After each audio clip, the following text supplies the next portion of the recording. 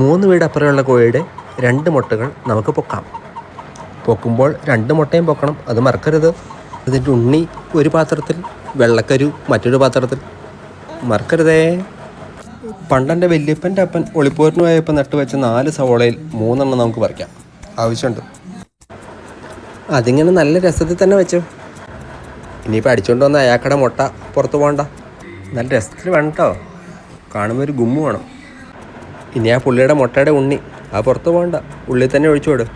അങ്ങനെ തന്നെ ഈ പരിപാടി നാടൻ കോഴിയുടെ അടുത്ത് മാത്രം ഇറക്കിയാൽ മതി, അല്ലേ പണി പാളും കേട്ടോ. ആ ചായം പറഞ്ഞു തന്നില്ല എന്ന് പറയല്ലേ.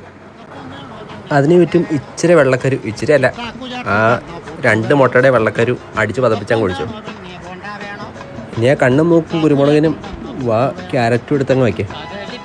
വേറെ എന്തെങ്കിലും കയ്യിലുണ്ടെങ്കിൽ അതെടുത്ത് വെച്ചോ, എൻ്റെ കയ്യിലുള്ളത് വെച്ച് ഞാനങ്ങ് വെച്ചു, അത്രേ ഉള്ളൂ. ഇനി ഞാൻ പറഞ്ഞെന്ന് പറഞ്ഞാൽ കണ്ടവൻ്റെ മുട്ട വെക്കാൻ നോക്കണ്ട, ഉള്ള മുട്ട വെച്ചാൽ ഉണ്ടാക്കും.